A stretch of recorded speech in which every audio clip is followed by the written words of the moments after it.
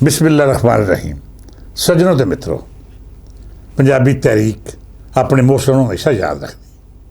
वो लोग जिन्हें औखे वेले विच अपनी माँ बोली नाल रिश्ता जोड़ के इस दी अजमत का मुकदमा लड़िया, वो साड़ी रेतल ते पहचान की उच्ची पग का शिमला ने।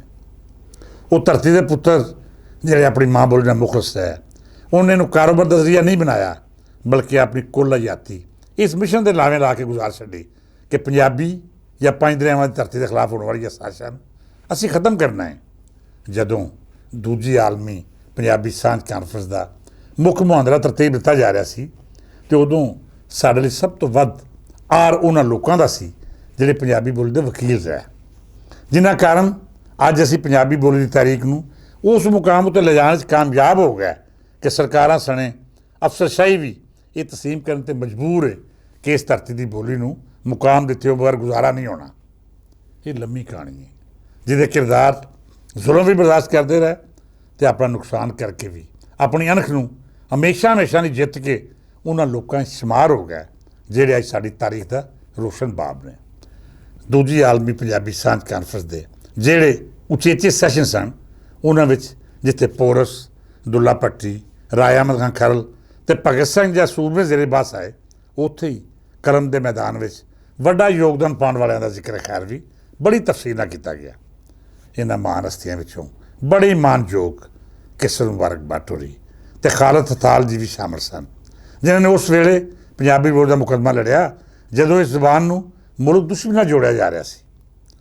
खालिद हथाल होरां जदीद नज़म ते अपनी नसर राहीं साबित किया कि पंजाबी विच हर किस्म का ख्याल पाबंद किया जा सकता है, तो इंज ही किस्मत मुबारक भट्ट होरां खोज परख के खेतर में अजिहा शानदार काम किया जिन्होंने अज दुनिया जहान में तस्लीम किया जाता है। किस्मत मुबारक भट्ट होरां दे वड्डे वीर मोहतरम वकास मुबारक भट्ट होरां ने मैनचेस्टर विच इस उचेचे सैशन में रद्द की ते विचार भी साझे किए।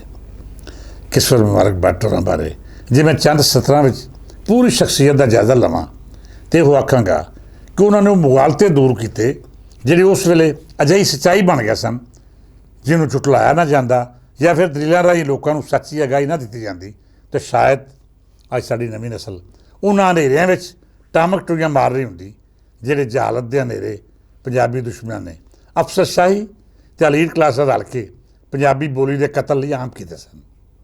मैं जाती हवाले नाल भी भट्ट साहब नूं बड़ा करीब तो जानदा हाँ।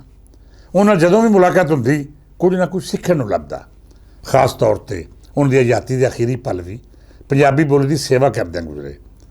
किस्मत मुबारक भट्ट होरां हमेशा बोली की आड़ लैके माल पानी इकट्ठा करने वाले बारूपीए ते फरार लोगों की निंदा की। वो जद भी मिले यो आखदे कि तुसीं अपनी तहरीक चों वो बैरूपीए कड्डो जिहड़े एक पासे तां पंजाबी काज नूं नुकसान पहुँचा रहे हैं तो दूजे बन्ने इस तहरीक का नाम वेच के अपनी मुआशी लोड़ां पूरीआं करदे ने।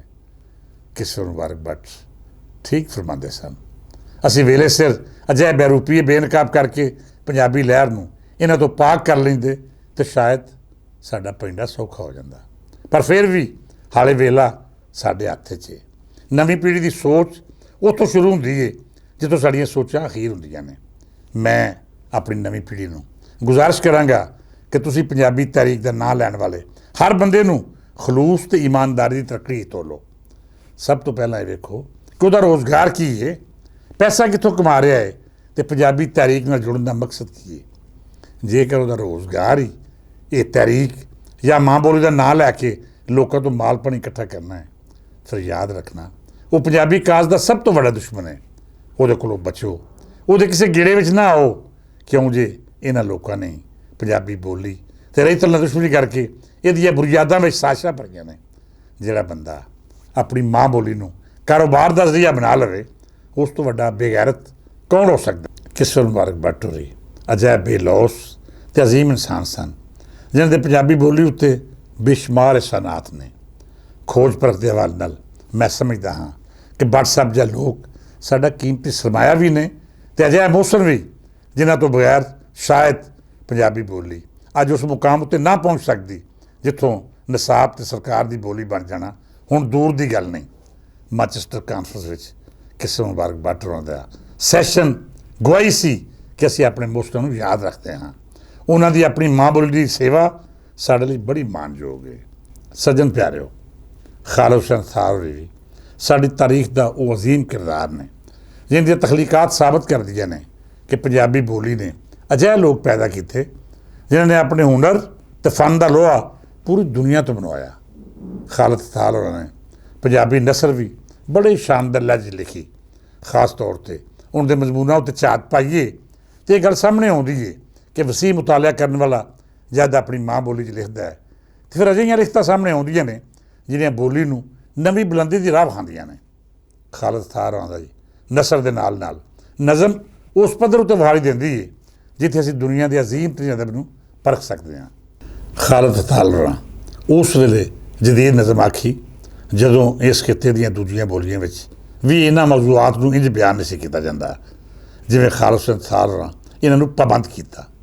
ਉਹਨਾਂ ਦਾ ਖਿਆਲ ਫਿਰ ਉਸ ਖਿਆਲ ਦਾ ਇਜ਼ਹਾਰ ਜਿਵੇਂ ਉਹ ਕਰਦੇ ਨੇ, ਯਕੀਨ ਮੰਨੋ ਇੰਝ ਲੱਗਦਾ ਹੈ ਜਿਵੇਂ ਅਸੀਂ ਆਪਣੇ ਅੰਦਰ ਨੂੰ ਫਰੋਲ ਕੇ ਉਹਨਾਂ ਸਿੱਧਰਾਂ ਨੂੰ ਆਪਣੇ ਸਾਹਮਣੇ ਵੇਖ ਰਹੇ ਹਾਂ ਜਿਹੜੀਆਂ ਵੇਲੇ ਅਤੇ ਹਾਲਾਤਾਂ ਭਾਰੋਂ ਕਿਤੇ ਦੱਬੀਆਂ ਰਹਿ ਗਈਆਂ ਜਾਂ ਫਿਰ ਉਹਨਾਂ ਨੂੰ ਅਸੀਂ ਆਪਣੀ ਹੱਥੀਂ ਮਾਰ ਮੁਕਾਇਆ।